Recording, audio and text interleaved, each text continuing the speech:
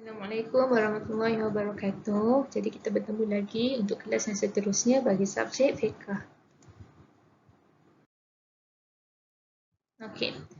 Jadi untuk kelas-kelas yang sebelum ni saya dah sentuhkan pelajaran yang pertama iaitu solat Jumaat. Jadi dalam solat Jumaat ni kita dah tahu yang pertama dia punya pengertian, kedua dia punya syarat wajib, ketiga syarat sah. Kemudian yang keempat dia punya rukun. Jadi hari ini kita akan tengok pula sunat untuk solat Jumaat dan juga hikmah dia. Okey. Okey, jadi yang pertama adalah sunat solat Jumaat. Okay.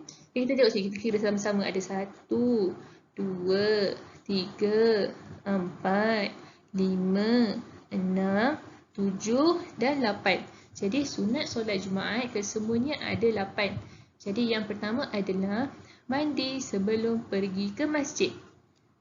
Jadi kita dah tahu solat Jumaat ni kita akan buat setiap hari Jumaat kan. Jadi kalau awak bersekolah seperti biasa, setiap pagi mesti bangun mandi sebelum pergi sekolah kan. Jadi dekat situ dah dapat pahala dah sebab kita dah mandi. Kemudian yang kedua, membersih dan memotong kuku tangan dan kaki. Jadi kita disunatkan untuk potong kuku tangan dan juga kuku kaki kita pada hari Jumaat. Jadi bila kita potong kuku kaki ataupun kuku tangan pada hari Jumaat, kita akan dapat pahala. Okey, itu yang kedua. Kemudian yang ketiga, memakai wangi-wangian. Memakai wangi-wangian ni tak semestinya kita kena pakai minyak wangi.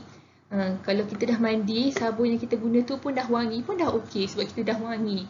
Ataupun lepas kita dah mandi dan tengah siap-siap tu kita pakai bedak sikit. Bedak pun bedak mesti sentiasa wangi kan. Sebab itulah kita diwajibkan disunatkan untuk memakai wangi-wangian. Okey. Kemudian yang keempat adalah datang awal ke masjid. Okey, jadi sebelum kita nak buat solat Jumaat tu, katalah sekarang Zuhur 1.30. Jadi pukul 1 tu kita dah ada dah dekat masjid. Macam tu. Jadi macam itulah. Kiranya kita datang awal ke masjid sebab kita dah boleh bersedia dan duduk saf yang depan sekali. Macam tu. Okey.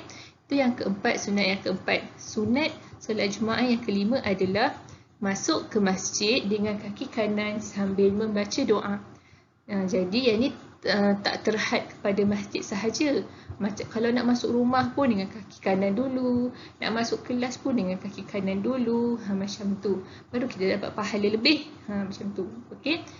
Dan sunat solat Jumaat yang keenam. Yang keenam adalah solat tahiyatul masjid sebelum duduk. Okey, jadi untuk solat tahiyatul masjid, kita akan belajar pada tajuk-tajuk yang akan datang. Okey, saya akan sentuh pada tajuk yang kita akan belajar kemudian. Okey, kemudian sunat solat Jumaat yang ke-8 adalah niat iktikaf. Samalah yang ke-6 dengan ke-7 ni kita akan tengok pada tajuk yang akan datang. Dan yang terakhir sekali adalah berzikir dan membaca Al-Quran. Kenapa? Sebab macam tadilah kita dah datang awal ke masjid kan. Takkan kita nak berborak pula. Tak sopan lah kita kata. Jadi kita pun duduk di dalam masjid tu, kita pun berzikir. Kalau kita tak berzikir pun kita membaca Al-Quran. Okey. Jadi kita dah boleh tengok dekat sini, kita dah go through satu-satu sunat solat Jumaat. Okey.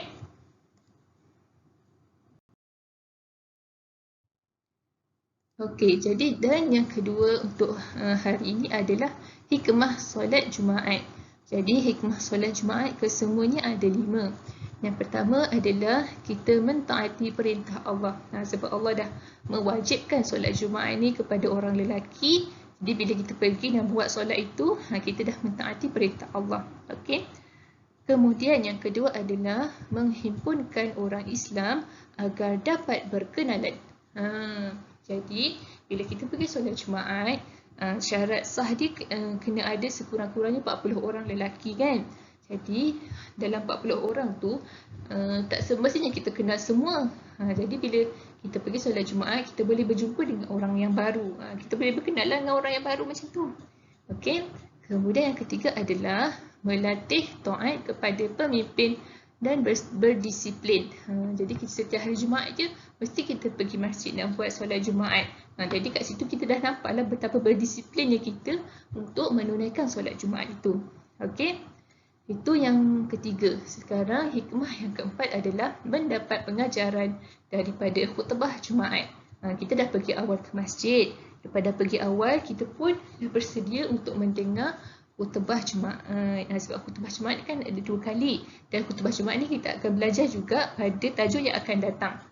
Okey, dan yang hikmah yang terakhir sekali adalah menghayati syariat Islam yang menjadi panduan dalam kehidupan. Macam tu. Okey. Jadi sebagai kita sebagai seorang Islam, sebagai umat Islam, kita memang berpegang teguhlah bahawa Islam ini adalah panduan dalam kehidupan. Apa yang Allah suruh kita buat, apa yang Nabi buat pun kita buat, macam tu. Okey. Jadi sampai di sini sahaja kelas kita untuk hari ini, dan pelajaran pertama kita pun dah tamat, iaitu solat Jumaat. Okey, jadi kita akan bertemu lagi untuk kelas seterusnya pada minggu hadapan. Assalamualaikum. Terima kasih.